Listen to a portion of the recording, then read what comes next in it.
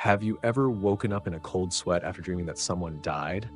It's a terrifying experience, and usually our family members immediately freak out, worrying that it's some kind of bad omen or a premonition that's about to come true. But what does science actually have to say about this? Let's dive straight into the fascinating details without wasting any time. Welcome to the meaning of dead dreams. To start us off, I want to share a great quote by Lori Lowenberg, a certified dream analyst. She explains that when we experience a loss in our lives, like the end of a great phase or the breaking of a close bond, our subconscious mind processes that transition by creating a dream where someone passes away. Essentially, your brain serves up these scenarios to help you process and move past that memory or event more quickly. According to her, every single dream carries a unique psychological meaning.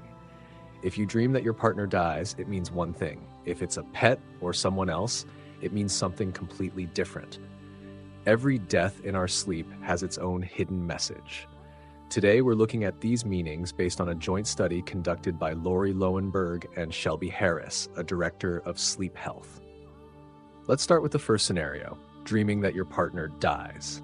If this happens, it's usually triggered by major shifts happening in your partner's life or within your relationship itself. Sometimes it can even point to an impending breakup because you're struggling to accept a sudden shift in their behavior. In your eyes, the version of the person you used to know has essentially passed away. This often stems from deep-seated doubts or a noticeable change in how much they seem to care for you. Next up is dreaming about the death of your parents. This generally boils down to two main reasons. First, it could reflect major life changes your parents are going through or an evolution in your relationship with them. For instance, as you grow up, your parents naturally stop pampering and monitoring you the way they did during childhood. This is incredibly common during the teenage years, which is exactly when parental dynamics shift. They might become stricter or more observant, making you feel misunderstood, which can slightly strain your bond. While adults usually move past this stage, getting these dreams later in life points to a second reason, the concept of parents shifting to mean you. If you are on the verge of becoming a parent yourself, these dreams mirror your own internal anxieties. You might have deeply desired to have a family, but as it becomes a reality, whether you're looking for a spouse or are already married, the fear of being responsible for a new life kicks in. That old desire suddenly morphs into anxiety.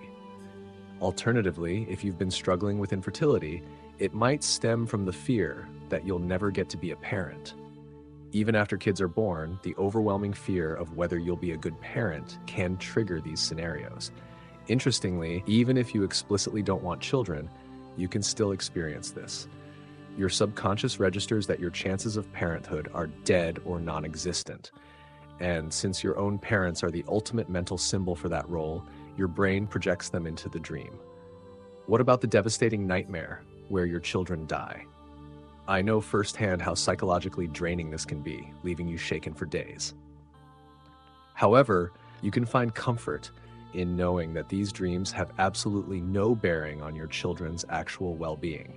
Instead, they usually happen when your children achieve major milestones, whether they are learning to take their first steps, heading off to college, moving far away for a new job, or simply growing up right before your eyes. It symbolizes evolution.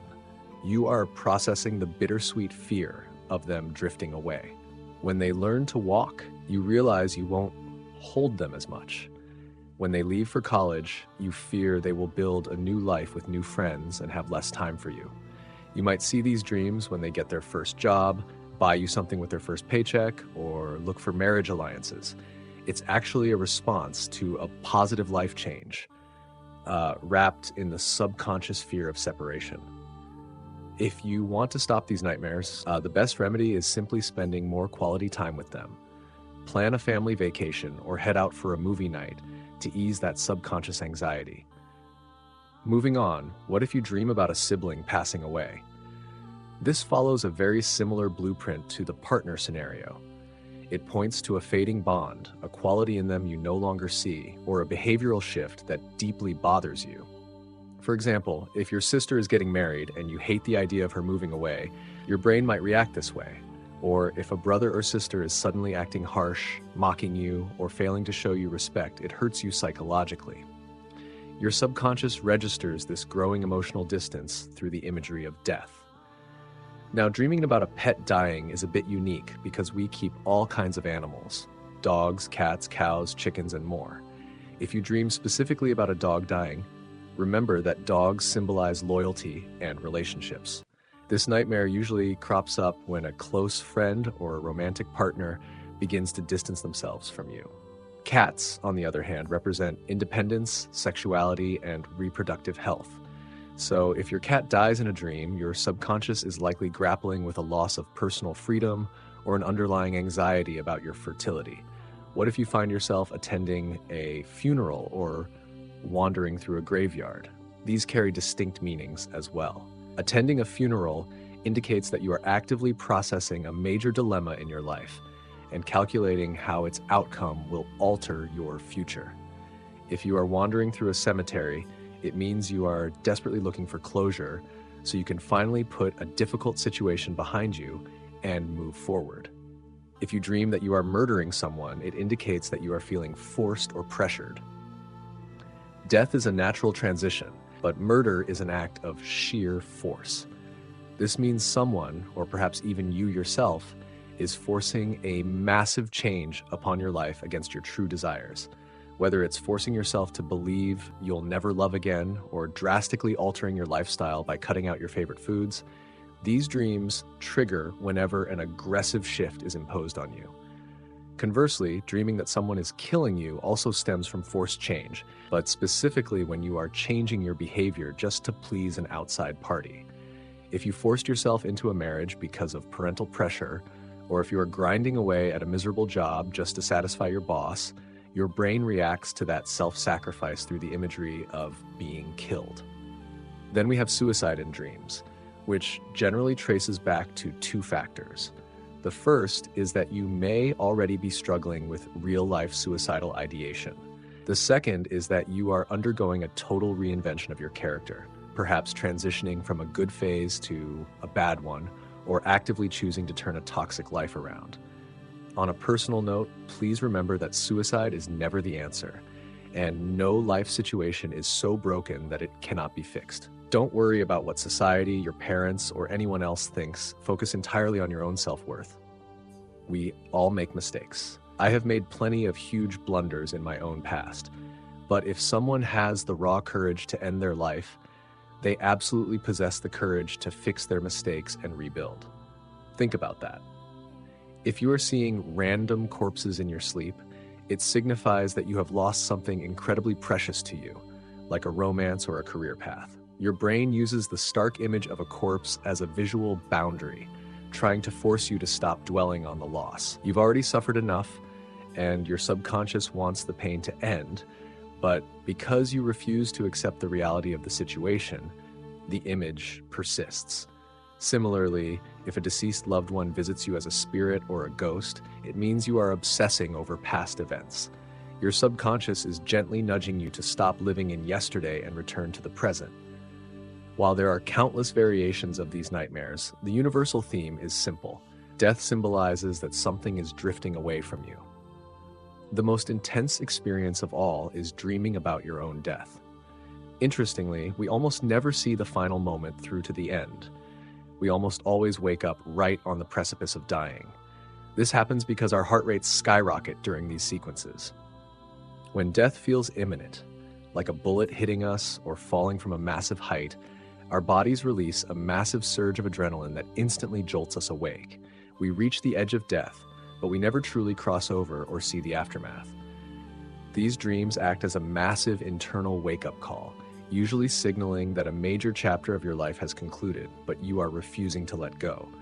For instance, if you've been with a girl for years, but the relationship is visibly falling apart, and you keep overcomplicating things to force it to work, your subconscious is shouting, "Stop fighting it, accept it, and move on." If you ignore this and force the relationship to survive, you will only suffer mentally, living in constant fear that they will eventually walk out anyway. That kind of anxiety is incredibly toxic for your mental well-being, All of this aligns perfectly with modern science. While our elders often tell us that dreaming of death is a terrible sign, reality proves the exact opposite. Death in a dream is actually a welcoming sign for new beginnings. In our Dharma, life and death exist in a continuous cycle. Dreaming of death means you are stepping out of an old chapter and embracing a brand new phase of life, like marriage or a major lifestyle shift. As I mentioned, these are fundamentally positive transitions, not harmful omens. Scientifically speaking, the underlying message of a death dream is always geared toward your ultimate well-being, never to predict tragedy. These nightmares only surface when we resist positive changes and force ourselves to stay stuck. Remember the example about dreaming an ex died after escaping a toxic relationship? That is a beautiful, healthy sign of closure, not a negative one. There is so much more to uncover here, but since you've stayed with me this far, I really hope you found this insight valuable. If you're new around here, please hit that subscribe button, turn your notification bell to all, and give this video a thumbs up. Setting your notifications ensures you won't miss our next upload, so don't forget that step and share this with someone who needs it. Now, let's keep moving forward. Does dreaming about death mean you have a mental health disorder? No, it doesn't. However, if these nightmares become a frequent, recurring pattern, that is when you need to pay attention. If you are constantly dreaming about yourself or others dying, it could be an underlying sign that you are battling anxiety, clinical depression, PTSD, bipolar disorder, or a severe sleep disturbance. Frequent nightmares can also be triggered by intense emotional experiences, a book you read, a horror movie you watched, deep-seated cultural beliefs, health anxieties, or unresolved personal conflicts. If this sounds like you, it is highly recommended to consult a mental health professional, as you might be dealing with nightmare disorder. This specific condition arises from the exact stressors we just discussed, and if left unaddressed, it can rob you of countless nights of peaceful sleep. If you notice these dreams actively hijacking your mood, your daily productivity, and your behavior, the likelihood of this disorder is much higher. So how do you put an end to these dreams? The absolute first step is to actively confront your unresolved life issues. Stop running from them. Whether it's agonizing over how to initiate a breakup, fearing your parents' reaction to an arranged marriage you don't want, or feeling trapped in a miserable job due to financial constraints, face it head on. If it's a financial issue, be strategic. I'm not telling you to blindly quit your job tomorrow. Instead, start dedicating your free time to building expertise in a field you actually love while keeping your current income safe. Once that new path is stable, make your move. In that process, keep this truth in mind. Earning a massive salary at a place you despise will never match the pure joy of earning half as much doing something that fulfills you. Prioritize your happiness, but keep yourself secure. Secondly, keep your eyes fixed firmly on the future. We all carry regrets, but instead of letting them ruin your peace of mind, try to fix what you can. If it can't be fixed, drop the baggage and keep moving forward. Thirdly, and most importantly, remember that self-help can only take you so far. If you are struggling psychologically, you need professional guidance, and it is up to you to take ownership and find the right therapist. There is absolutely no shame in seeking help. Taking that first step towards self-improvement is one of the bravest things you can do. Stop living for the expectations of others and start living for yourself. That wraps it up for today, guys. Drop a comment below and let me know your thoughts on this topic. If you felt this deep dive was genuinely helpful and you're new to the channel, make sure to subscribe and toggle that notification bell to all so you never miss an update. To every single one of you who stayed tuned until the very end, I appreciate you more than you know. Love you all forever and see you next time.